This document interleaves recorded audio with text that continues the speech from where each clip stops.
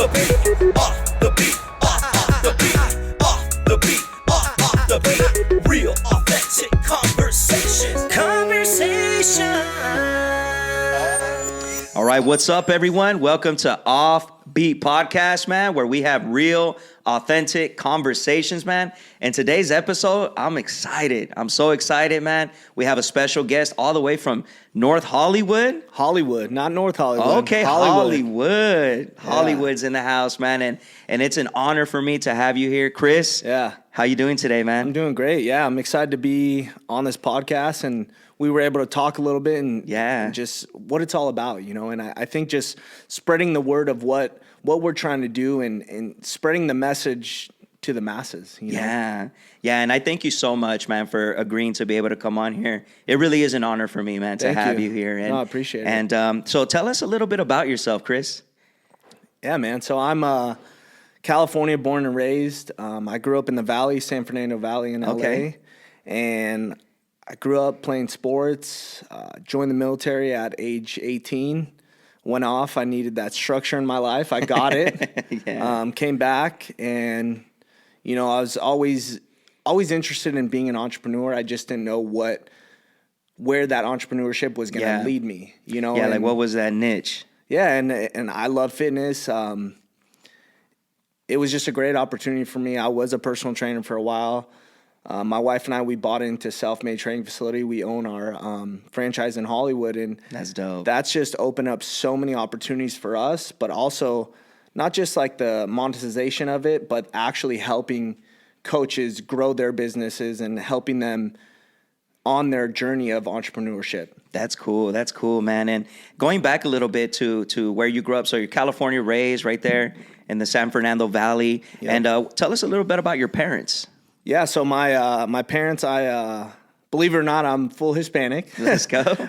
So my dad is from Mexico, from Jalisco, and my Paisanos right there, man. We're in Michoacan, Jalisco, and right next to each other. My mom is second generation. She is my grandparents are from Cuba. Okay, yeah. All right. So Mexican Cuban. Yep. Let's go. So, all right. Yeah, it's a great culture. I love the culture. You know, loud families, big get-togethers. Yeah. But it's awesome. You know, gave me a lot of insight to who I was and kind of the background of to what my parents went through to get to the point that they're at. You know. Yeah. And what kind of things were that? I just think seeing the work ethic. My father came to the States when he was 21, was able to build a very successful life for himself, and then I was very fortunate to, you know, have the opportunities that he gave me. But like we talked about, it's always, people say you're lucky. In a sense, I say I had an opportunity. I just took advantage of that opportunity. You know, I saw the work ethic that he put into his businesses, and I'm just trying to emulate that and put it into my life. 100%, man. And I know you shared a little bit. He said he came down here with $200 in his pocket. Yeah, broke, man. And that's the one thing that I love so much about, you know, I come from immigrant family as well. My dad too, man. He came when he was about 17 years old. Yeah. You know, he came from Michoacan, and like you said, they came with one thing in mind, not am I going to get lucky, not if, you know, what's going to happen. They said, you know what, there's an opportunity, I'm going to take it. I'm going to take it, and I'm going to work hard at it. And what was so that growing up, man, and seeing that in your dad, seeing that work ethic in your dad, what did that do to you as a kid? Because I know growing up in LA, man, growing up in San Fernando Valley, I mean, what was this, like 90s, right? 80s, 90s? So I'm 31. I'm a 90s baby. Yeah, 90s baby, man. So that was like the prime of, you know, gangs and all that stuff, right, in that area. So what kind of kept you from that? Man, I always wanted to go on a good path. Yeah. I was lucky enough. My parents sent me to good schools. And I just think they taught me to rock with the people that are actually going to help you in life, not bring you down, you know? And there's nothing wrong with the people that are doing what they're doing. Yeah. I just think that they've been exposed to something that they had no control over, you know, maybe getting into gangs at a young age, running the streets, no parental guidance, no older people in their lives to be like, hey, you know, you probably shouldn't do this. You should try to go down a different path. But in that sense, it really gave me just a broad side of like, hey, what I wanted to do and who I wanted to be as a man. That's cool. And your parents really spoke that into you. They really 100%. structured that.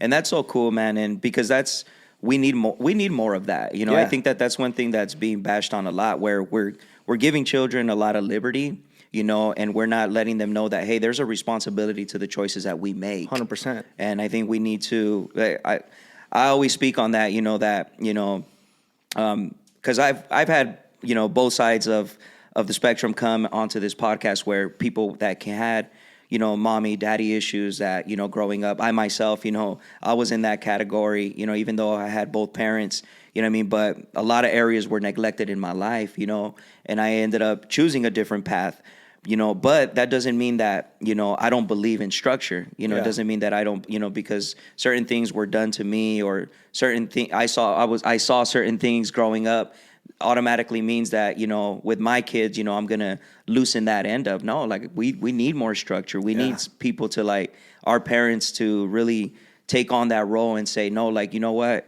really provide that guidance for us. You agree? Yeah. I mean, I think some people may disagree, but I truly think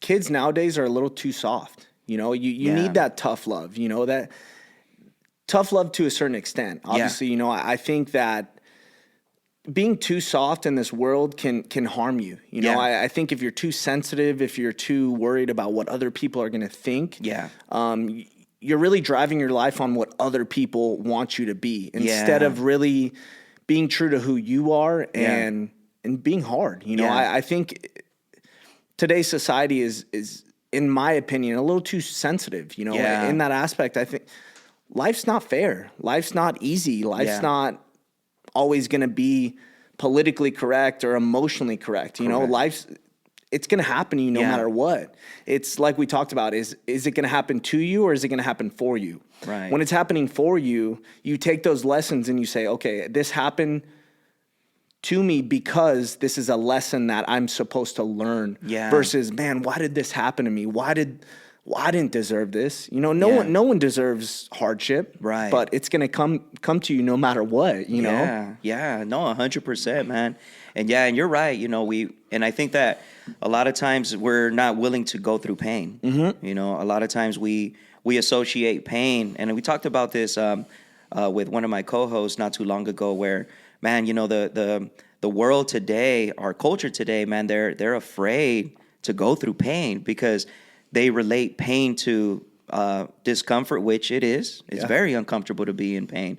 But at the same time, they relate it to, like, well, you know what? That shouldn't happen to me. That doesn't have to happen to me, you know? And they try to isolate themselves from pain. But, man, pain is what makes us. 100%. If you never go through hardship in your life, you're never going to understand what it's going to be like to go through a tough situation. If you never go through a tough situation, life's going to be easy. We're going to walk through life. Everything is going to go to plan. But we know nothing goes to plan. Nothing, man. We set plans in our head, but things are going to change. You know, you're going to get diverted. But it's, do you come back to that path, or do you stay going down that path that you were diverted on? Yeah. You know? Yeah, it really tests our vision. It 100%. Tests our purpose. You know, man, we're tested daily. Yeah. Whether it be anything in life, you know, business, marriage, friendships, you know, we're tested. Let's say business. Not everything's going to go the way you want it to, right? Yeah. But we have to figure out a way to get over that hurdle, go around the hurdle, and get back on our path. Yeah. Marriage. You know, I just celebrated 3 years of marriage. My wife and I have been together for going on 7 years. But is it always easy? No. But the thing is, are you willing to put in the work and willing to put in the sacrifices that it makes to make that marriage work? Most people would rather just throw up the flag and say, I'm done. You know? Yeah. My wife and I talk about it all the time. My intention getting married was, I'm going to die with you. You know, we're going to die together because I want to spend my whole life with you, and I want to build a life with you. You know, life's hard. It's going to throw things at her. It's going to throw things at me. It's going to throw things at us. Yeah. How do we battle those things together as a unit versus dealing with things individually? You know? Yeah, and that's so cool that you grew up with that mindset. And I'm pretty sure sports played a big role into that, right? 100%, yeah. You know, structured sports, man. That's why me personally, man, like I love structured sports in youth because it really does create a level of discipline within us, 100%. you know, and really does prepare us. It really does prepare us for life because you got the coach aspect in there where a lot of times, like we talked a little bit right now, accountability. You know, nobody wants accountability. Nobody wants to be accountable to no one. Nobody wants to be even accountable to their own decisions that they make. But I love structured sports, and I'm pretty sure the military. Oh, man. What branch did you go into? I was in the Coast Guard. Okay, you were in the Coast Guard. So how was that experience, man? Talk a little bit about that. It was a great experience. You know, I think at the time I was, I'd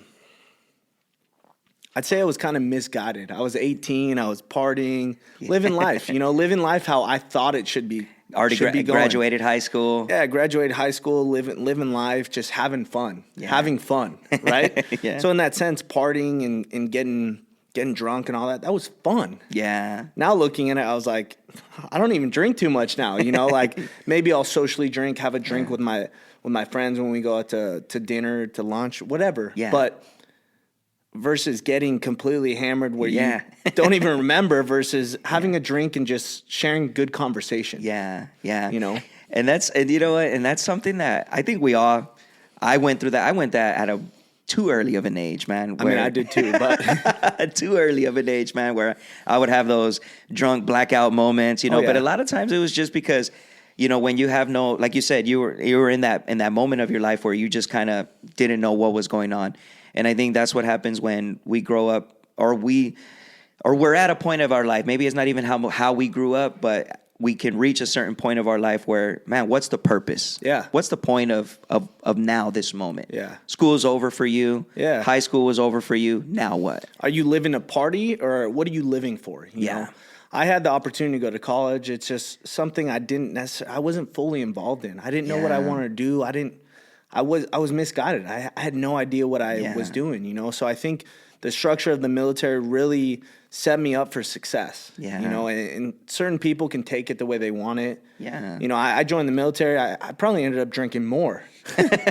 But in that sense, it was fun because I was still living my life. Yeah. But at a certain point, it clicked in my head, like, do I need to be drinking this much? What am I hiding from? Because I think people drink and get blackout for a reason.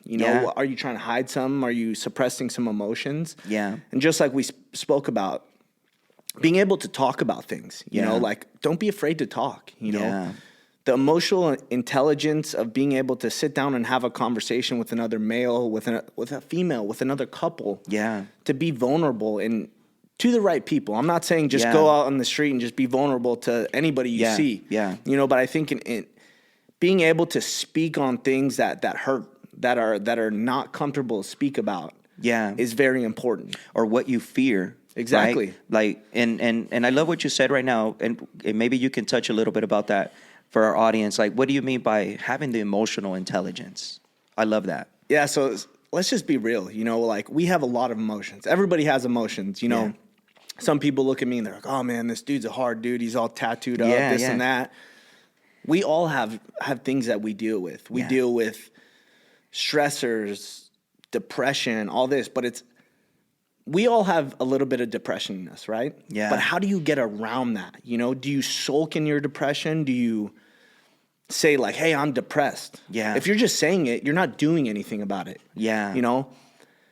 Because sometimes it's easier to relate to a label than to actually 100%. Work and to get out of that label. And I think nowadays kids are so much, "Hey, I'm depressed. Yeah. I have anxiety." Well, why?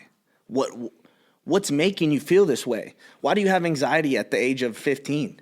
What do you have to be anxious about? Yeah. Like I get it. Some kids are going through things at home and this and that, but they don't have an outlet to be able to speak about it. There it is. They're just saying, "Oh, I have anxiety. I have this. Let's go to the doctors and let's get you on some medication." That medication isn't going to fix your problem. It's going to mask your problem. Exactly. Yeah. And it's crazy that you say that right now because I recently just watched we watched a documentary and I watched it with my wife about the Xanax. We watched it just that came too. out on Netflix. And it's crazy because I remember years years ago, before, you know what I mean? Like before anxiety, depression became a big thing. And even before I started to go to therapy for it myself, you know, before it was a label, before it was anything, you know, when they just started, you know what I mean, to really, you know, hand medication out to people to start coping with this. Too easy. It just became so easy. Here's your script. Figure it out.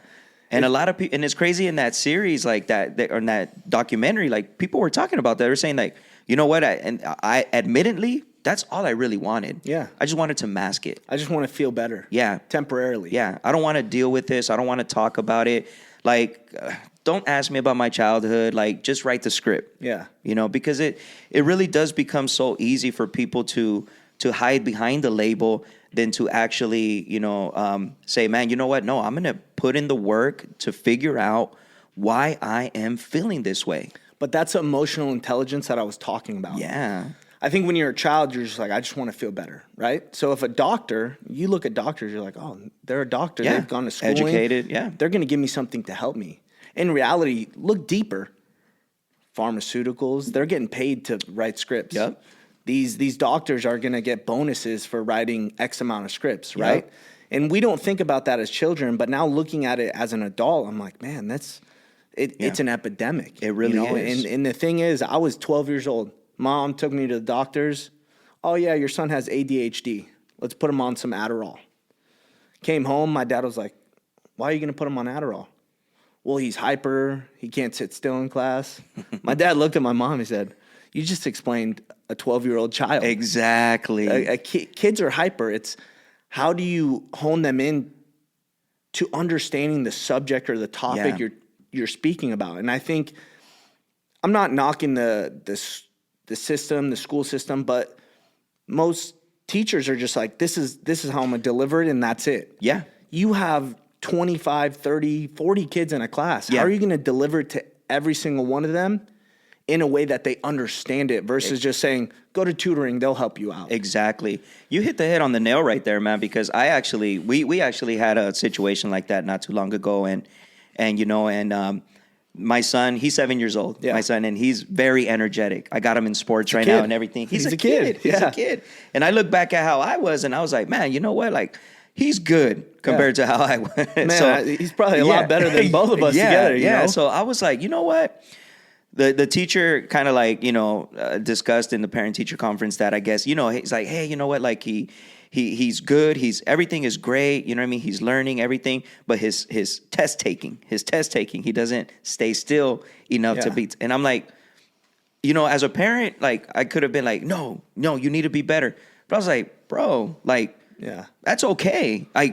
I know how my son is, you know what I mean? And I can't expect him to be the same test taker like 20, 30 other kids. You know, he is the way that he is, you know? And honestly, man, like I do believe that that's the problem with our education system is that we try to cater, you know, to the kids as like, you know, it's not so much that we have to cater to them and they shouldn't, you know, that they shouldn't, you know, expect to work hard at what they're doing. I'm not saying that, but what I am saying is that, you know, you can't expect every single child to learn the same way. Yeah.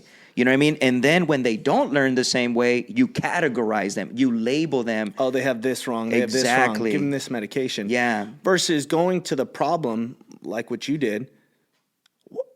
Why are you not doing well on tests? What is it about tests specifically that gets you flustered, that gets you antsy? What is it? Find that problem. Yeah. And then address that issue. Exactly. Because if he's doing well in school, he's retaining the information, he just gets paused up on tests. Yeah. I mean, I don't like to take tests. I hate tests, man. You know? And that was me. I'm a horrible test taker. Yeah. Horrible test taker. I used to hate it. Yeah. But, and I got, you know, and it was crazy because like, you know, going in school, when I was in school, man, you know, one of the things that I was good at was math and being able to form an essay. Yeah. I never read the books, but I can form a good essay, man. Yeah. You know what I mean? And so, because that's the way that, you know, I'm a visual learner, 100%. You know, a visual learner. So I was able to visualize things, look at things, and I could form something.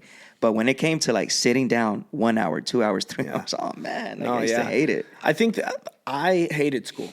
I hated it. I didn't understand why we were learning this stuff. Hated math. absolutely hated it. Algebra, this and that. Now, as an adult, I love math. Yeah. Because I understand why the numbers are being placed in this spot. You know, Yeah. I love math because I always I look at it as like business, right? Yeah. It's math. Yeah. How do you, this amount of money equals this, and then take your bills out and this and that. It makes sense to me now. Yeah. I think just like we were saying, putting it in a form where it makes sense to them, you know, like math, I was like, whoa, it makes sense now. Because like there's tangible, a money aspect to it. My business needs to stay afloat, all these things. So I love math. Yeah. Like before I used to have to get a calculator out. Now I'm like, I sit there, cool, yeah, this much, you know? So, because it makes sense to me, you know? But it's delivering the information to kids in a way that it makes sense to them. And I think that's what really also builds emotional intelligence. Because when you're able to communicate something to people and you're able to give them an outlet of saying, this is why it makes sense to open up. Yeah. This is why it makes sense to get through this. You know, there's an end game to this. You know, you're feeling this way right now, but at the same time, you know, have the intelligence enough to where it's not about being smart. It's not about being intellectual. It's about you being able to see that what you're going through, there's something behind it, but there's also an end game to it. Well, it's temporary. Everything's And it's temporary. temporary, exactly. This feeling is temporary. Yeah. This, heartbreaks. Yeah, heartbreaks. As a kid, going through breakups. Oh, my life's over. No, it's not over. You're just emotionally going through something that your heart is telling your brain, like, oh, I need to be sad. Yeah. You know, but it's figuring out how to get around things and how do you get in a good place in your life, you know? Yeah. And having people in your life that are gonna want to make you better and that are gonna help make you better. Yeah. You know, we've all had bad relationships, you know. Going into my marriage and meeting my wife, I was in the perfect state of mind because I didn't want a relationship. I was so just being myself, you know, but I was open to something. I didn't want something, but my mind was open. I didn't even know my mind was open. Yeah. But meeting her really said it and said like, oh man, she's a good girl. I need to do this, you know? Yeah. And so by that time though, like you had already, like you said, you had already reached a point where it's like, man, I don't want to live this hardcore party life, you know, and you really made a decision. It sounds like you really made a decision to say, man, you know, I'm going to be more self-conscious. I'm going to be more emotionally intelligent about things, you know, and I'm really going to start working on being wholesome myself. 100%. Right. And I think talking to people about, hey, like, it sounded easy, but it was really hard emotionally to go through those things. But when I went through those things, it taught me so much. Yeah. Now I look back, I'm like, I'm not going to make that mistake again. Yeah. Because I battled those demons. I went through that time. Yeah. And now I'm good. I still battle demons, but Yeah. it's the face. It's the facade that you put on. What are some of the things that were very challenging for you when it came to that, in that time, in that period of your life? I think just looking at my father and seeing how successful he was and just being like, well, what am I going to do? How am I going to get to this point? You know? Kind of felt like you were in his shadow. Not in his shadow, but in a sense, he was just such a hard worker. Yeah. And it made me feel bad because I was like, man, I'm not working that hard. How do I work harder? Yeah. You know? And, you know, in the Hispanic culture, my dad didn't really say I love you. It's not like hey, I love you, son. You know, like I got that on my mom's end. You know, she's very loving and caring, and I love that. You know, but looking back on it, maybe when I was younger, I was like, man, my dad never told me I'm proud of you or I love you. Yeah. Looking back on it, I'm very grateful for the two aspects that I got in life because I get the emotional side from my mom, and I get the ruthlessness from my dad. You know, so I have a little combination of both. But in a sense, I think I'm a little bit more ruthless now because I understand now that I'm getting older, I'm understanding why he was the way he is. Yeah. You know, I'm like, I get it now, you know? And talk about that because I think that even that, in that sense, that ruthlessness, it can be looked at like, well, whoa, what do you mean ruthless? Talk about that. Like, what do you mean by saying, man, you know what? I'm ruthless in my way of life now. I think you have to be ruthless in a certain aspect because at the end of the day, who are you really fighting for? Me right now, it's me and my wife. That's my family, right? So obviously I have my mom and my dad, but who is my family? Me and my wife. I have to make sure that she's taken care of, and I have to Yeah. make sure I'm taken care of. And then I have to set ourselves up so when we have children that they're going to be set up, you know? Yeah. So in that sense, ruthlessness is a necessary evil that you need in your life, because Yeah. if you're not ruthless, you're going to get stepped on. And there's nothing wrong with being softer, but in a sense, you see those people get stepped on. And for me, I look at it, I'm like, man, I feel bad, because Yeah. what they need is a push and saying, hey, look out for yourself, you know? Like, Yeah. there's nothing wrong with people looking out for everybody. Yeah. And I do look out for people, but at the end of the day, I have to come home to my wife. I have to make Right. sure we have food. I have to make sure Yeah. my wife is happy. I have to make sure that our life is running to a certain level so Yeah. that I can give that emotion to other people, so that I can give them some tidbits of what I'm going through, and, Yeah. and give them advice. It's kind of like that gentle lion, Exactly. you know, where it's like, you know, I love the lion. I even have a lion tattoo on me. Oh, there we go, man. Heck Right yeah. there, yeah. Yeah, I got it right here. A little color lion, man. Is I love it because what it symbolizes, what it represents, not just biblically, but even what it represents, you know, as, you know, the head of the pride, you know, like Yeah. where it's like you see his gentleness, you know what I mean? But at the same time, if you mess or you pick, or it's time to eat, Yeah. you see the ruthlessness of Oh, the yeah. lion.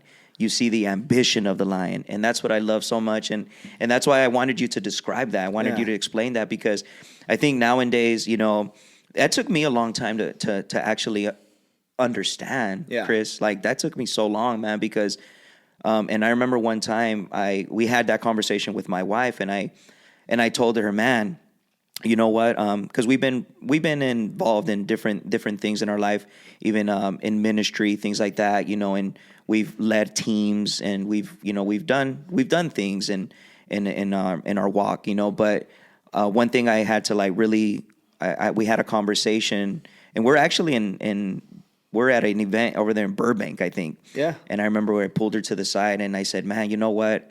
I've been neglecting my biggest teammate. Yeah. You know, I've been so focused on trying to build a team around me, and to be able to say, like, I've built this team around me, that I've neglected the most important team member of my team, which is Yeah. you.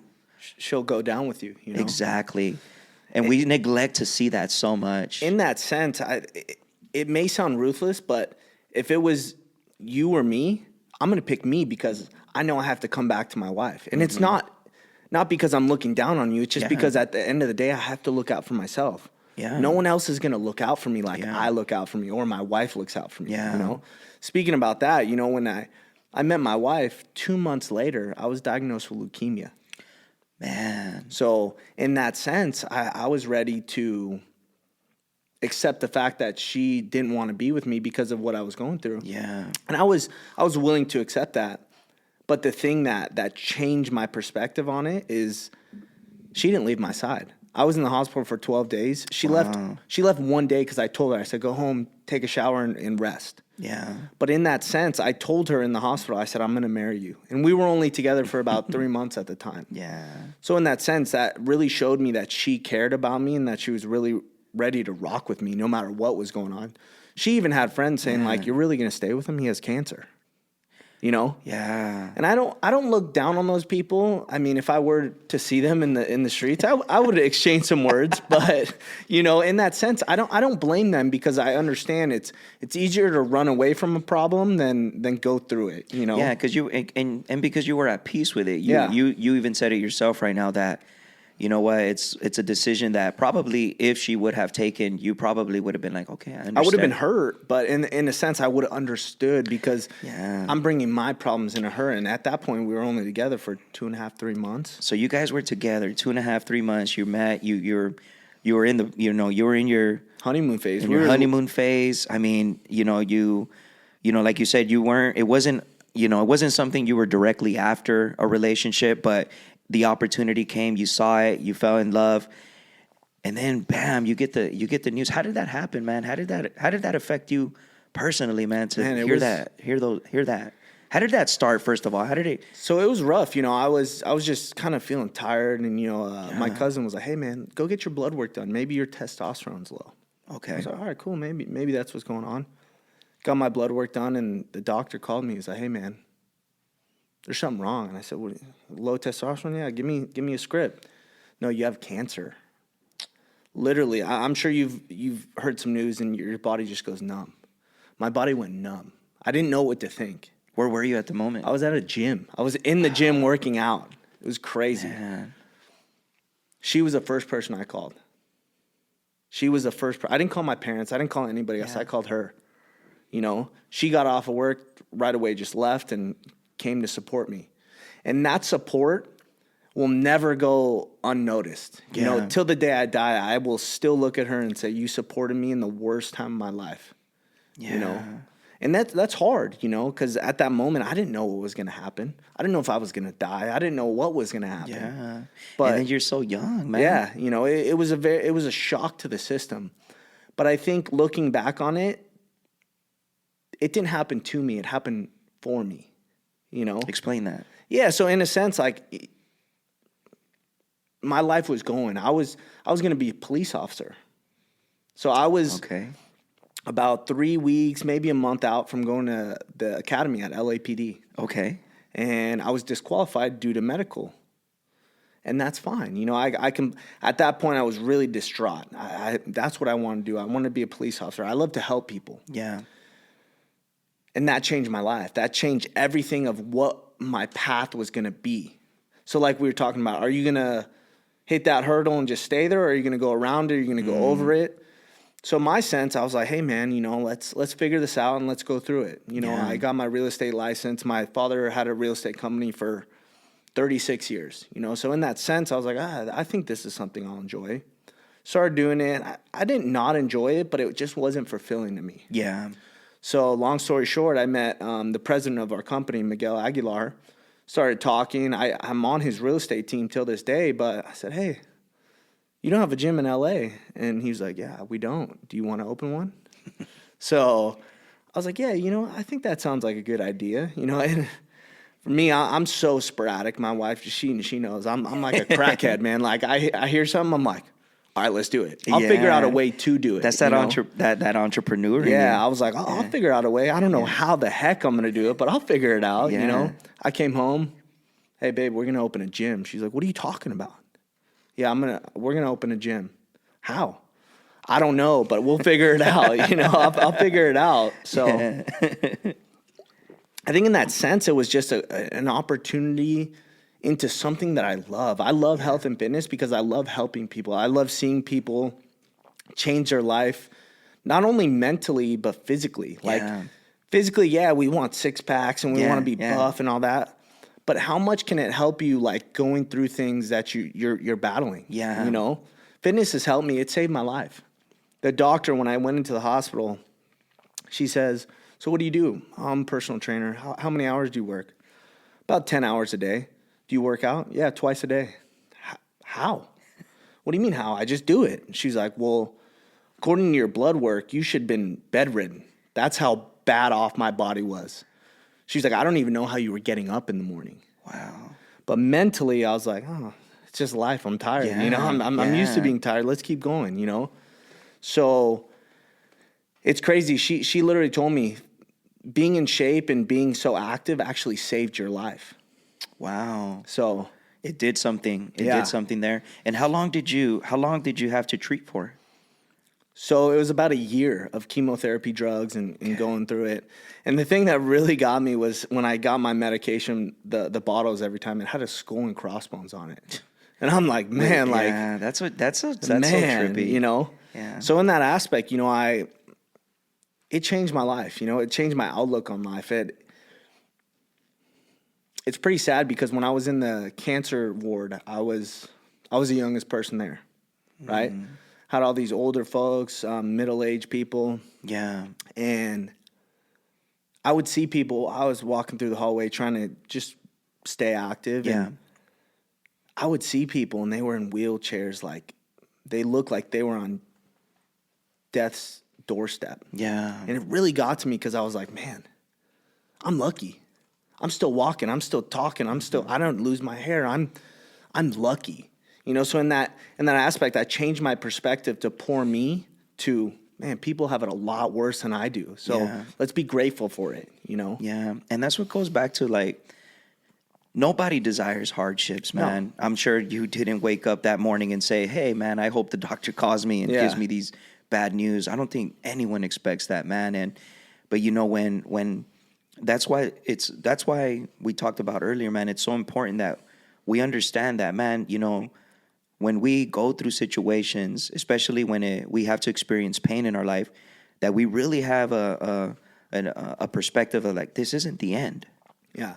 This isn't the end. As long as there's life, as long as we have air in our lungs, you know, and pain always does something where I feel that, you know, so I once heard this, man, that the way we administer money, the way we administer our time, the way we administer all these things that are important to us, we also have a responsibility to administer pain. 100%. You know, the way we administer it, when we go through hardships, what do we learn from it? What do we get from it? And how do we become better people through that?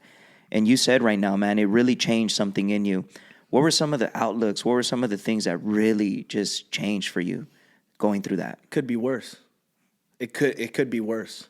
Yeah. You know, I think we always look at our situation like, man, this sucks. But it always could be worse. Yeah. There's always people going through something worse, you know? So in that aspect, I think looking for a positive in the negative. Yeah. You know? Be the light to the darkness. Yeah. You know, because most people just rather look at the darkness and be like, well, that's what I got, you know? No, it's not what you have. Like, go look for that light. Like there's a light somewhere. It's just you have to find it. Yeah. If you're not willing to find it, it's not going to find you. Yeah. It can either make you bitter or better. 100%, you know, and I think it's a lot easier to be bitter than better, you know? Yeah. And so so finally what happened after that year? You went through the treatment. So what happened? You finally, was the recovery process? What happened? Did the doctor take you off? Yeah, I mean, so with the kind of cancer that I had, I still have to take a medication for the rest of my life. Yeah. But that's fine. You know, I take that. It keeps my cancer at bay. So I'm in full remission. But the thing is now it's, how do I spread a message of living a healthy life, you know? And this may bother some people, but like I said, I don't really care, you know? In that aspect, I don't mind the body positivity movement and all that. Like, I want everybody to be comfortable in their skin. Yeah. But when you're pushing being obese is all right, that's wrong. It's a dangerous message. It's dangerous because at the end of the day, I support you being happy in your skin and all that. Yeah. But I don't support people telling other people to be like, it's all right to be obese. Yeah. It's not all right to be obese. Heart conditions, diabetes, all this stuff, that's not all right. Yeah, exactly. And I think that I'm glad that you brought that up because we live in a culture, man, where everything is pushed to an extreme. 100%. And I think that's what's so dangerous is that we have no balance, man. We need to have a balance where I get why that body positivity and all that, like why it's a thing. I get it because 100%. It has been to a point where people do shame people. Yeah, that's not right. Where where you do have people that have built low self-esteem, that have gone into depression, that have gone into anxiety because of the way they look, but because of the people who surrounded them, the way they made them feel. I get that. The bullying and everything, I get that. Like, there's a level to address to that. But 100% I agree with you with that, man, is that we can't say that, hey, don't do that, and then turn around and also say, yeah, and you know what? As a matter of fact, it's okay to be this way. Yeah. Because then you're spreading a dangerous message. Yeah. You know, you're, like you said, obesity, diabetes, high blood pressure, man. And then we don't factor in genetics. We don't factor in, what type of diseases your family genes might carry. You know what I mean? Preventative care. Or what our kids are looking at us. Or what our kids, exactly. If your kids see you slamming cheeseburgers every day and French fries, and what are they going to do? They're going to go do the same thing because, oh, my dad does it. He's fine. Yeah. He's all right with himself. Exactly. And there's nothing wrong with that. If you want to be like that, that's fine. But just think of the repercussions that's going to come from that, Exactly. Because you're not just leading yourself. You're leading people that look up to you. You know? I'm not saying go be a buff bodybuilder. I'm just saying be healthy. Be healthy. Make healthier options. Make healthier choices in your life. You know? I don't mind if you want to be overweight. That's fine. Yeah. but don't push it on other people, because other people are going to live by that. They're going to die by that. Yeah. And especially they're going to die by that if they're following people that are obese and I'm comfortable in my skin. I want everybody to be comfortable in their skin, but don't push negativity onto other people. Yeah. That's negativity. Exactly. And so going kind of back a little bit to where, you know, the opportunity came to be a gym owner, you know, after having that talk with Miguel and going into that. How was that, man? You said, you told your wife, you're like, hey, we're going to do this. This is what I want to do. Talk about that. What was the process like? Man, it was stressful. You know, I think that the idea of opening a business and the idea of having a business is cool. It's badass. Yeah. People look at me and they're like, man, you're lucky. I'm like, no, I'm not lucky. I'm just going down a different path than you. You know, this path may not be easy. I don't wake up every morning and say, man, I'm so excited to deal with everybody's problems. I'm not. But in a sense, that's a responsibility I took of being a business owner, you know? Man, it was hard. You know, it took us a long time to find a building, to build it out, to do that. We went through the worst time of our lives. Everybody.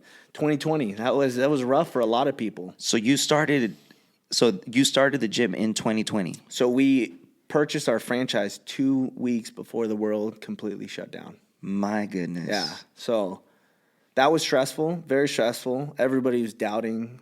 And me, I'm very optimistic. I'm like, no, we'll be out of this in 2 months, 2 weeks. Yeah. 2 years later, you know, but I don't look at that and be like, man, poor me. You know, I look at it and I'm like, I'm ready to open another one. Why? Because I went through the hardest freaking time to open this. Like, oh man, this next one's gonna be easy. I went through all those struggles and I learned from those things. Yeah. Now I'm like, let's do it again. You know? And my wife's like, you're crazy. You know? And so talk a little bit about that, man, because I think that a lot of people, you know, when they think about opening up a business, you know, and they think of entrepreneurship, they think it's just getting up and doing it. But talk a little bit about what the process was like. You know, I know you said right now the search for the building, but even like the legal structure and everything, if you don't mind, like, you know, if you don't mind sharing a little bit about all that stuff, because I think those are things that we want to hear, and I think we need to hear. Yeah. So, I mean, it's very lengthy. You have to open a corporation, an LLC. You have to put those processes in place before you even start thinking about, hey, let me open a business, you know, because you have to legally protect yourself before you jump into something.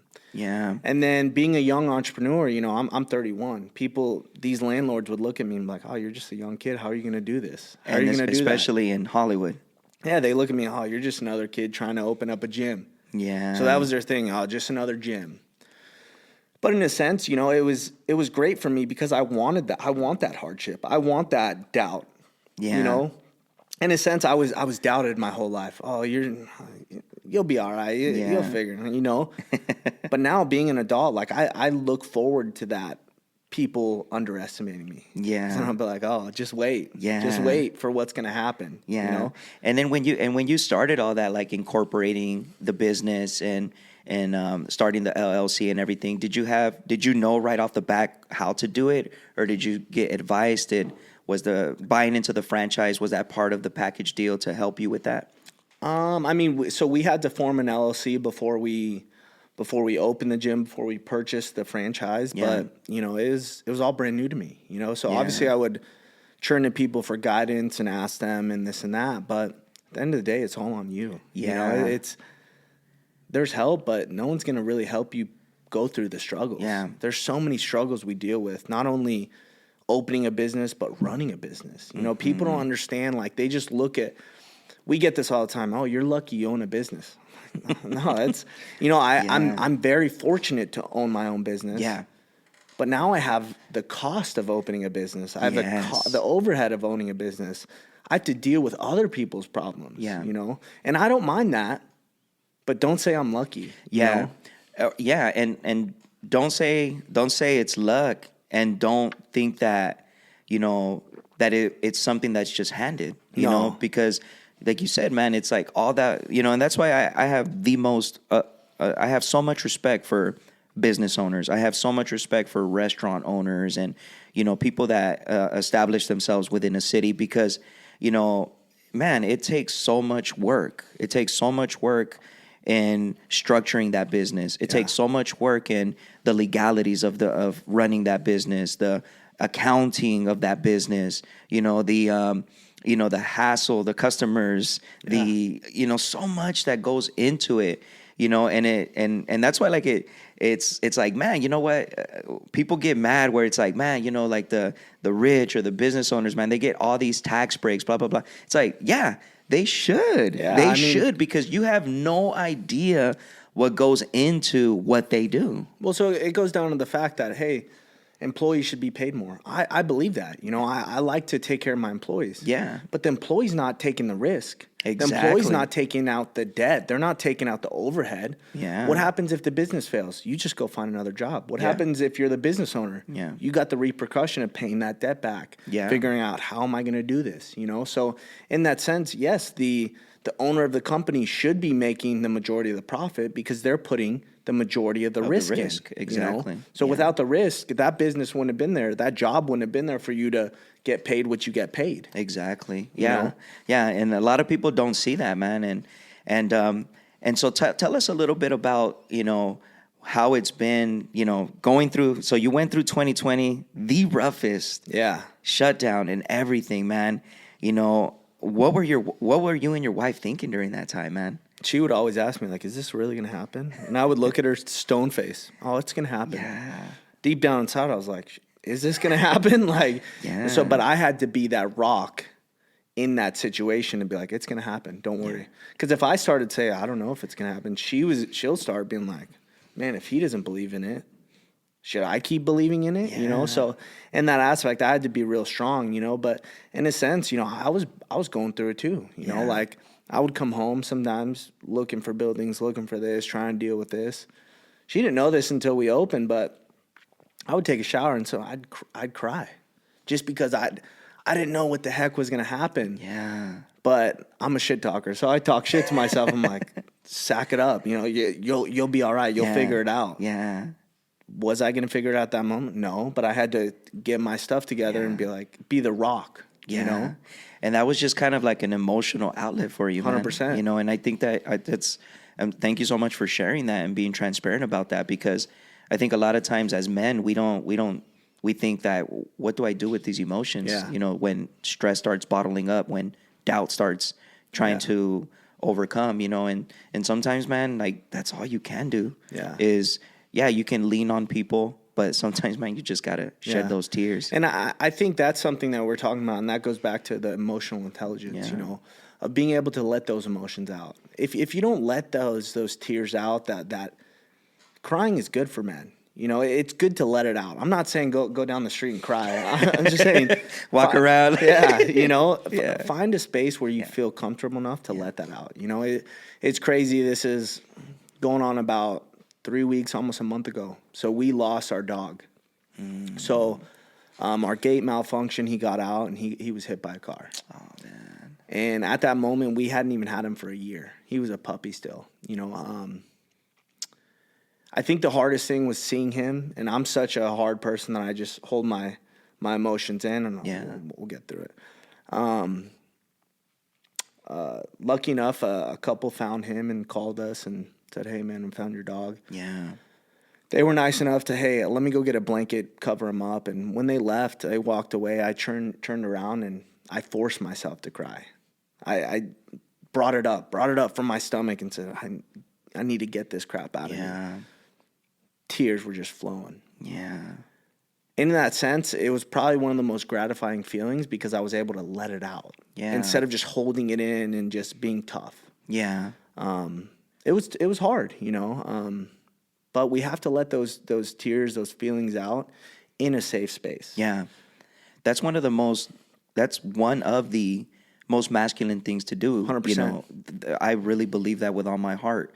I was always taught, no, men don't cry. Yep. Men, whatever you're feeling, whatever you're going through, you suck it up, and you just go through it. Don't ever let anyone else see what you're going through. Don't ever let anyone see, your emotions. That's the way that I was brought up with that machismo. And in a way, it does help. But then, and I shared a little bit about that earlier, is that you get to a point where, you know what, the emotions become so much. They become so much that, eventually what people do is they either break under those emotions, or they turn those emotions into negative emotions, which is anger. Yep. And that's one of the most common emotions, that men like to use, is like, you know what, I feel this, I'm just going to lash out in anger. And I always say that's toxic masculinity. There's nothing wrong with being a strong male. I think we need more strong males in our community. But toxic masculinity is taking your emotions and turning it into anger and lashing out at other people. Yeah, that's toxic. That's toxic. There's nothing wrong. There's nothing toxic about being a strong male, about being a strong figure. Mm-hmm. There's nothing wrong with that. But what is wrong with it is if you turn that into anger or hate or this and that, Yeah, 100%. And it's funny because that's exactly what's happening, in today's culture, is that, they're trying to fight one thing with something negative. Yeah. Which is, turning those emotions into bad emotions. Yeah. Because it's like, no, we should be able to, you're right. We shouldn't structure ourselves. We shouldn't structure our lives or emotions, to a point where, we feel we can control. But at the same time, you know what I mean? Like, what we're teaching is that, whatever you're feeling, it's okay to be angry about. Whatever you're feeling, it's okay to, to hurt another person, with your words, regardless of the consequences. Instead of teaching people to say, man, you know what? Let's be emotionally intelligent about this, about what we're feeling, about what we're going through.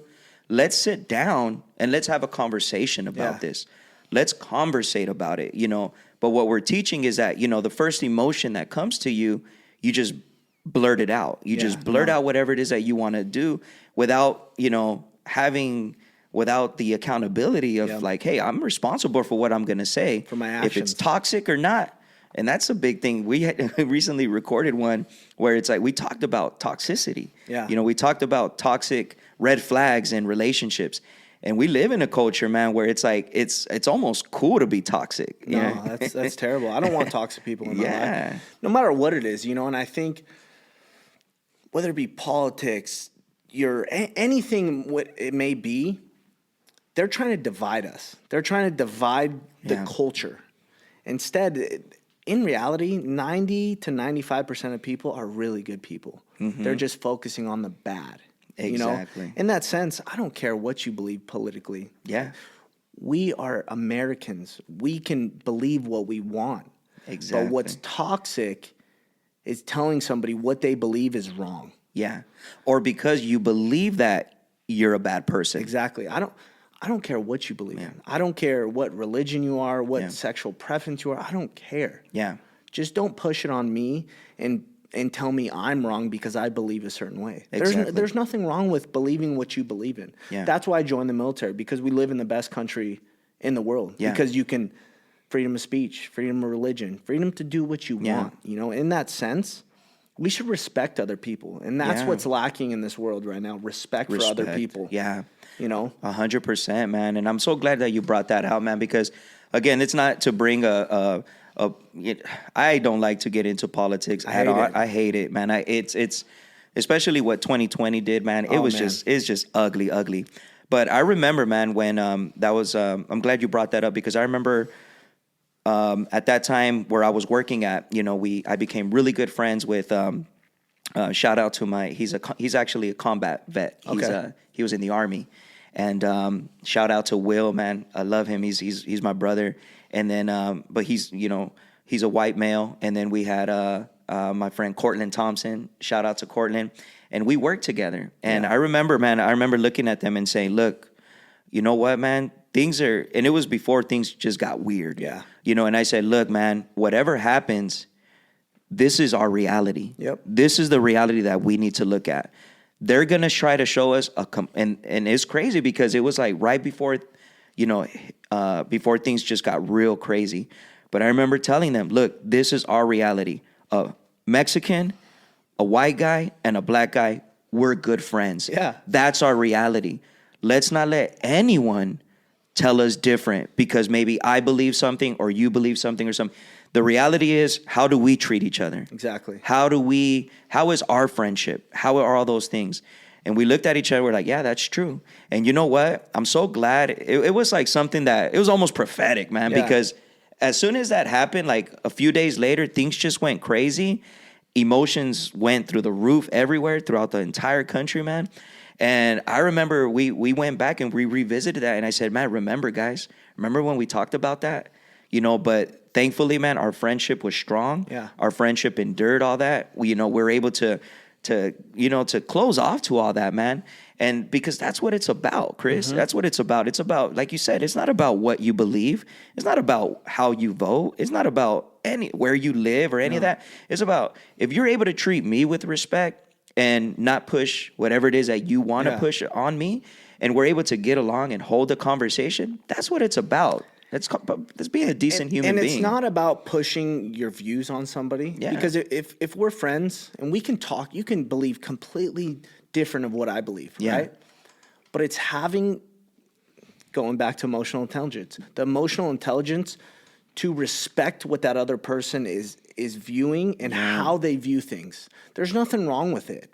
You can believe this, I could believe that. We should be able to have a conversation, a civil conversation, without yelling at each other and saying, you don't believe what I believe in, screw you. That's not right. Yeah. We should all be able to believe what we want. Yeah. And have conversations about it without getting violent, without getting toxic. Yeah. Toxic masculinity. Let's fight because you don't believe what I believe in. No, that's wrong. That's wrong. That should be frowned upon. And it is frowned upon. Yeah. But nowadays everything is, you don't believe what I believe. Well, that hurts my feelings. Well, why? Yeah. I can believe what I want. I don't go in your house and tell you how to live your life. Yeah. We should all be able to believe what we want. And your feelings are just as valid as my feelings, you know? So in that sense, we should believe what we want. Don't push it on people. Yeah. Just live your life. Yeah. Live your life with pure intentions, and pure intentions will come back to you. Yeah. Yeah.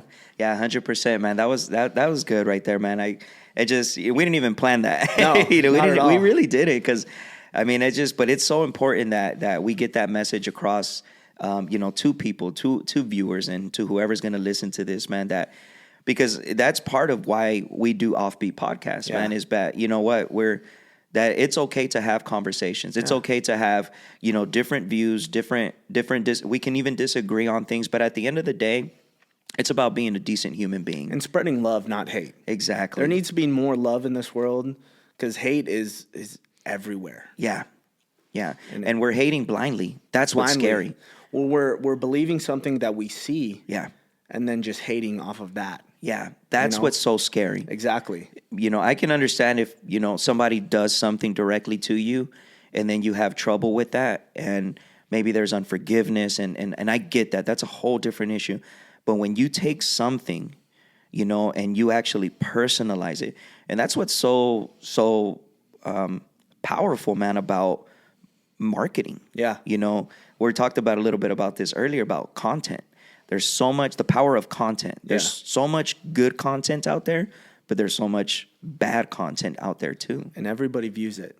Everyone. And that's why when we put content out, we put it out of our intentions, not trying to push a message, not trying to push anything, just promoting ourselves. You know, like if you're promoting yourself, there's nothing wrong with that. But just know there may be grandmas looking at it. There may be 7-year-old kids looking at it. Yeah. What message are you preaching to that? Are you preaching toxicity? Are you preaching bad morals, bad values? Mm-hmm. Because if so, you're shaping young minds. You may be shaping older minds. You have to be very methodical on how you put the things out because you never know who's looking nowadays. Yeah, that's so good. That's so good. We have to have responsibility. 100%. We have to take responsibility and that was one of the things that I was so scared about when starting this podcast was, man, what type of message do I want to put out there? Yeah.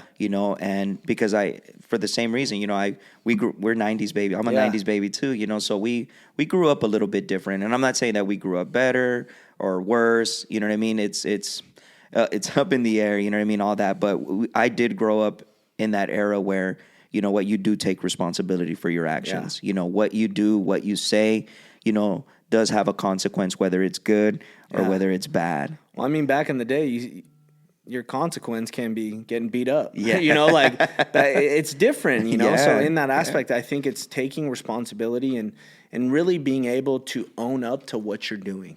And most people don't want to own up to what they're doing or their mistakes, you know, and that's the biggest thing. Being able to own what you're doing and what you're saying. Yeah. You know, because I don't want to look back 10 years and be like, damn, I said that. You know, like in that sense, we got to be authentic of what we're pushing out, you know? Yeah. And is that kind of your philosophy even as a business owner with your employees, with your trainers? Yeah. So in a sense, I hate when, because they're not employees, they're business partners. They're all independent contractors. They're all running their own business. So they're not employees to me. Some of them call me, what's up, boss? I'm not your boss, man. I'm your business partner. You know, so in that aspect. I like that. I'm not above you. I'm not below you. I'm right next to you. So let's fight together for the common goal of what we want to do. You know, so in that aspect, people that truly know me, what I put out there is who I am. You know, I'm not apologetic, you know, because of who I am. I'm not going to be apologetic of who I am. Yeah. Some people may not like me, and that's fine with me, you know, but I know my core values and what I truly put out there is what I am. Yeah. And the people that know me, they're like, oh, yeah, that's Chris. Yeah. Or some people may be like, oh, that's that douchebag with tattoos and this and that, like buff guy. And that's funny, you know, because we make assumptions and predictions on people before we even meet them. Yeah. Like I laughed. My wife was like, oh, I thought you were too cool for school. You had tattoos. You were this buff guy. And I said, how did you see me once you actually talked to me? She's like, you're still too cool for school. And I laugh. We make jokes. But in that sense, I'm just me. You know, I'm not being apologetic for being me. You know, I'm just being true to who I am. Yeah. And putting out what I want to put out, you know? And is that the culture that you're trying to build even within the gym? 100%. I want people to be their true self and be able to be them, you know? And I don't judge people on who they are because that's who they are. Yeah. They walked a different path than I did. Yeah. I can't judge them just because they did a different path. Right. But it's who they are. So let me support them in what they're doing, and vice versa. It'll come back to me. The support will come back. You know? And that's part of like being able to see the good in people, right? Being able to see the positive within them, and that's what's so cool about. I love honestly self-made. I love self-made training facilities. Man, there's a awesome culture. You know, I've you know.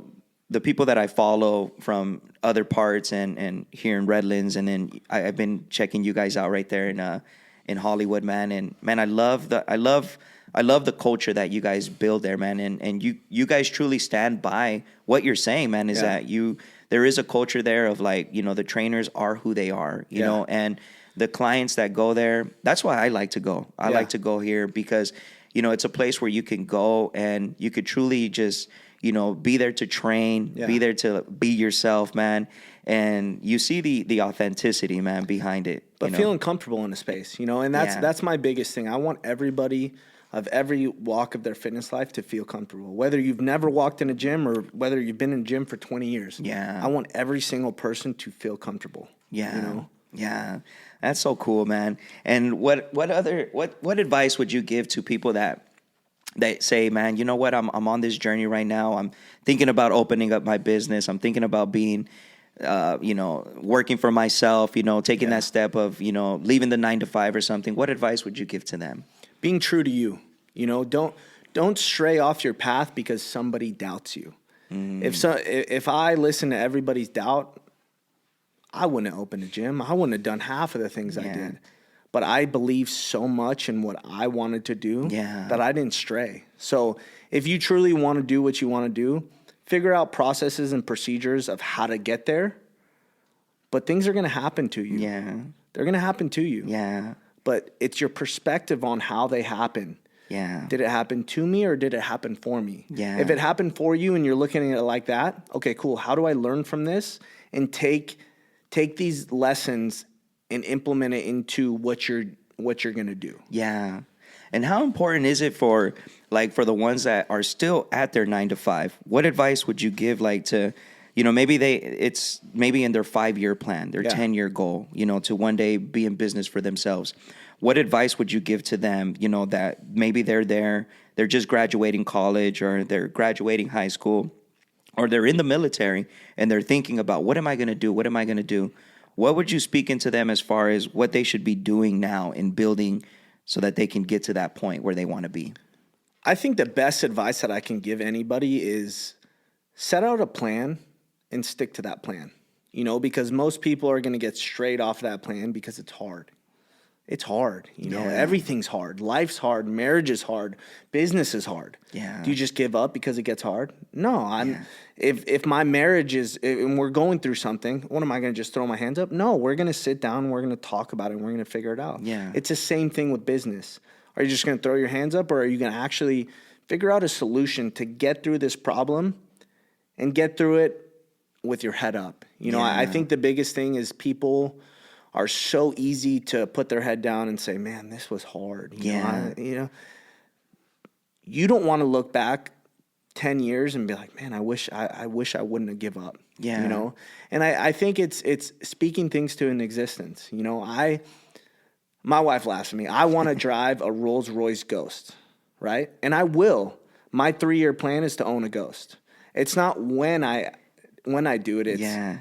It's when it happens. Yeah. Oh, it's going to happen. It's just set a goal and work towards that goal. It's not if it's going to happen, it's when it's going to happen. Yeah. So it's being able to have a vision, but then working towards it. Exactly. And I love that you say that, because, that's one of the things that I always, when we talk with people and we share and we'll just conversate, that's one of the things that I always tell people is that, man, you know what? A lot of times, we have desires to want to do something or start something, but a lot of times we don't look at where we're currently at. There's people that are at that job right now, but they don't even put in their work there. Yeah. They don't. And I always tell them, man, focus on building a sick, crazy work ethic there. Yeah. Because if you don't learn how to build a work ethic here, what makes you think that, that's going to be your outlet? Yeah. It's impossible, because if you don't know how to put in the work here now, if you're not building that work ethic here, when you start your business or not even that sometimes, or sometimes like, you're in that 9 to 5, you have that job, but then, you're not managing your money right. Nope. You have that's why I like so much what you said, you have a plan, you stick to the plan, because if you have a plan and you say, man, this is what I want in 5 years. I'm here at this corporate job. I'm here at this retail store, or I'm here, with my parents, whatever, But my goal is to get a house, or my goal is to start a business. But then, Friday night comes, you cast a check and you blow it in that weekend. You go party, you go drink it all out. And the thing is, people may laugh like, oh, you just want a material thing. Maybe, but that's what I want. That's what I truly look at that. I'm like, oh, that's what I want. So I'm going to work my butt off to get to where I can be in that situation, to be like, oh, I can afford that. Yeah. Because in reality, I can go get a loan on a Rolls Royce right now and pay for it. Is that going to help me right now while I'm growing my business? No, it's just going to be an added expense that I don't need. Yeah. I could go do it. I can go pull out a loan and do it. But I want to be able to be so comfortable in my life that it's like, oh, that money, there's no big deal. It's fine. It's just my car payment, And some people may look at that like, oh, that's selfish. No, it's something that I want in life. Yeah. So I'm going to work towards it. It may not happen in that 3 years. It may happen in 2 years. It may happen in 4 years, but it's going to happen. Yeah. It's all about the perspective that you have in life. If you're just like, oh, if this happens, then you're already setting yourself up for failure, because you're like, if it happens. Yeah. No, you say, when this happens, I'm going to be in this position. Yeah. I love that. And I love how you even brought that point out where it's like, I could do it right now. Yeah. If I want to, I can do it. And I think that's, let's call it, maybe it is one of the mistakes that a lot of entrepreneurs make. It's not one. It's the mistake. Yeah. People want to be here because they think, oh, I own this business. Yeah. Oh, I got to drive this car. I got to do this. If that's what you feel, that's fine. But I know my money's going to work a lot harder if I keep it in my business and I go open another location. Yeah. You know? Exactly. Maximizing what you have. Of course. And I think a lot of times we don't, that's one thing that I've been learning a lot these past few years is maximizing what we have, you know, is what is it that's in my hands right now and how is it that I can make the most of it? Do I go and buy a second home, or do I maximize the space that I have now? How can I maximize what I have in my hands right now instead of going and, what if I can maximize what I have right now and at that moment go and hire more employees to help me grow this business, and instead we make sometimes financial decisions that are actually, without us knowing, are hurting us. They make us look better, but they could be hurting us at that moment. You just said it. I think everybody's trying to flex, I could go get that Rolls Royce and put it on my story, and people are like, man, he's balling. But in reality, no, I'm not. I'm just balling for Instagram, balling for content, balling for this. But in that aspect, build your life and then ball out. People just try to ball too quick. They want to be that baller right now. They want people to look at them a certain way. No, man. Screw what other people think. Do you be true to yourself? It will come. I guarantee you. But stay on your path. Yeah, it's kind of like right now when you said that, it's kind of like that guy that I don't know if you've seen him, man, on social media. I think he calls himself Hard Rock Nick. I don't know if I've seen him. I'll send you the videos. Like, he's a trip, man. He has a crazy following and stuff. But he's like, he kind of started that. He's like, oh, so you think I'm fake flexing? And he's does he have a beard? And all? He has like a beard, funny design Yeah. and everything. But me and my friends, we always clown on that, man, because it's true, man. Like, we'll do random things and then we'll send it to each other. But oh, so you think I'm fake flexing? Yeah, you're flexing for views and for content, and that's fine. If that's how you're making money, cool. But in a sense, that flex is going to run out. The flex will always run out if you're not looking at your next move. Exactly. And you hit the head on the nail right there, man, because that's what we're focusing on right now is that it's not so much like, hey, it's for the content or it's for this. It's about using practical advice, practical wisdom. If you really want to build a business, if you really want to build something, if you have a goal in mind, the little decisions that you make do matter. Sacrifices come along with owning a business.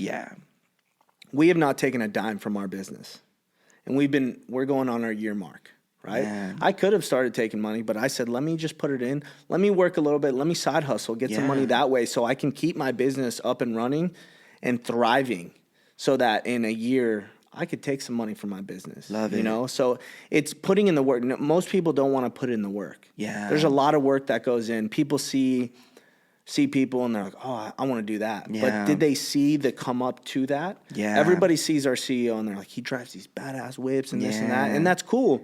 But they just see that. They didn't see the progression to how he got there or the money management of how he got there. There's so many things that you can tax advantages and putting things under your business. And so what I'm going to do in 2 years, my business is going to pay for my car. I'm going to be good because my business is going to pay for it and it's going to be a write-off. So you have to strategically put these things in place so that they work for you, not against you. I love that, man. And because I do taxes during tax season. That's one of my side hustles. That's what I do. And that's what my thing is. I love educating people. 100%. And I think that's one of the things why, and I'm not trying to brag or anything, but I feel that's why I've been able to grow my client base so much because I don't just do their taxes for them. I truly educate them. I put a different spin on the customer service aspect of it where it's like, no, like you ever have any questions, you ever have questions about write-offs or anything like that, man, I will work with you. And that's one of the things I always tell people. I always tell people, set yourself up. Set yourself up. So many people, that's why a lot of people in 2020, they were able to set themselves up for good success because they had a track record in 17, 18, 19, 20. They had the side hustle and they said, you know what? I'm going to open the LLC. I'm going to be a sole proprietor. I'm going to start reporting this. And what happened to them is that they were able to take advantage of all the opportunities that 2020 gave them. And they were able to use that as a springboard to their new business ventures and all that because sometimes we ignore the little things. We ignore them so much. We ignore not just the little things, but we ignore the opportunities that are in front of us. Yeah. And I think that's why it's so important to get around people, that are opening gyms, that are opening businesses, that are in real estate, that are on these things.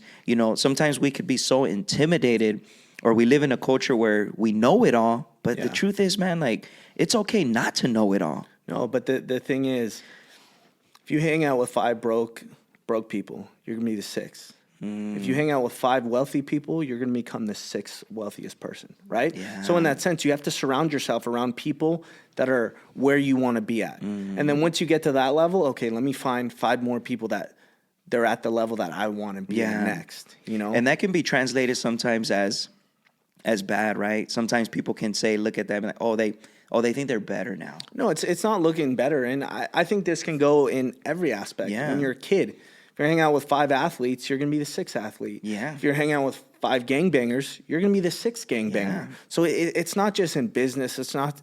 It's everywhere. But Yeah. we don't think about those things when we're young. We just think about, like, oh, those are my homies. Yeah. Are they truly your homies, or are they going to Yeah. lead you down a path that you probably shouldn't be going down? Exactly. Yeah, man, love it, dude. This is gold, bro. Yeah. This is gold, man. And man, and there's we got a little bit of time left, man. So what are some of the things that you say, man, this was probably one of my biggest regrets? Honestly, I don't regret things that I went through or that happened to me, or because those things happen for me. Yeah. We always go back to it. It happened for me.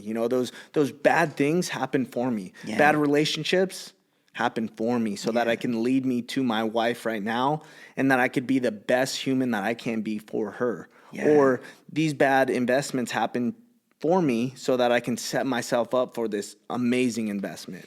Yeah. It's just all perspective. Like, we can regret everything that we go through. Yeah. I can regret getting a ticket. I can regret this. I can regret that.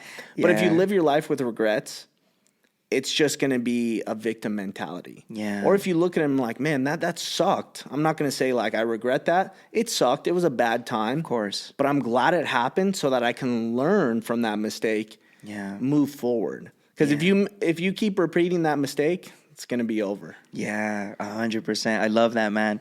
I love that. So living life, man, understanding that living life, what I kind of take away from it is living life and understanding that things are going to happen. 100%. And a lot of those things might be ugly. A lot of those things might be beautiful. But at the end of the day, it's about the lessons we learn from them. Yep. Right? It's about those lessons that we learn because, man, I know there's a lot of people out there that, might be drowning in a pool of regrets, and I know that, we talked a little bit about that, about my story a little bit where, man, that was me for a long time. Yeah. I lived with so much regret, so much guilt, so much shame, but when I was able to finally, say, you know what, am I going to stay this way? Am I going to take on a victim mentality and play the blame game? Or am I going to take responsibility for this and say, you know what? No, if I need to get help, I'm going to get help. Your perspective changed. Once that changed, I guarantee your life changed completely. It did. It really did, man. It really did. And I know that I hope so many people hear that. I do too. I really do because the world is so beautiful. Yeah. It's such a beautiful, as much as social media and even the news and everything might say it is what it is. And we don't know what's going to happen tomorrow. We really don't. But I think the biggest thing is being able to live in the present. Yeah. Having goals and having those ambitions in mind always, and always living with purpose, but understanding, man, that, we got to be able to just embrace the moment. It's all temporary. Bad, good, it is all temporary. Things will change. It's just, are you going to change with it? Whew. Yeah. Let's go. Flexibility. Right on. Yep. Yeah, man. Are we going to be, somebody once said, are we going to be a rubber band? Or, what did he say? Are we going to be like the flexible elastic? Or are we going to be like a rubber band where it just only stretches to a certain point and then just snaps? Yeah. We got to be flexible in 100%. life, man. Chris, man. Dude, this thank was you for having awesome, me. bro. It was awesome. Good Man. chopping So it up. much gold, man. And I'm so glad I was able to get to know more about you, man. And being able to know that your daddy's right there, right next door to us, Jalisco, man. Shout out to everyone from Jalisco and Michoacan. And It was so nice, man. So good. And how can they find you, man? How can they find you? Even if shout out your social media and everything, but some last words of advice to all our viewers, man. Yeah, I think the biggest thing is just being true to yourself and not letting other people stray you from what you want to do. Everybody's going to have their opinion on what they think you should do, but what's truly going to make you happy and put you in the position to live a fruitful life. That everybody should be able to live a fruitful life. It's don't let other people stray you off of that path. No matter how hard they try to stray you, stay true to who you are, no matter what judgment you get. Yeah, let's go. And how can they find you on social media? So my gym page is SMTF Hollywood or Chris_Alcala_selfmade. Give me a follow my journey. Whether you like me or not, it's all good. You know, I just want to spread positive vibes and be able to show that there is light to bad situations. Yeah. And you're on TikTok too, right? I'm on TikTok, yeah. Yeah, all right, man. So I'm going to put all the links down on the descriptions below. And I just want to thank you once again. And I want to thank all of our viewers. Thank you guys, man, for listening. Thank you guys for tuning in. Continue to keep subscribing, keep hitting the alert buttons, keep spreading this. Share this with your family, with your friends. And we just want to thank all the support, all the love, all the message that we've been getting through social media, the following and everything. And we're just getting started. And we know that there's so much more. We know that we have a message. I believe this with all my heart, that this is a message that needs to continue to spread. It needs to continue to go out. You know, there's young men, young women that need to hear this, man. So continue to follow us, continue to share, and send us a message, man, how this has impacted you. If maybe you say, man, I have an offbeat story.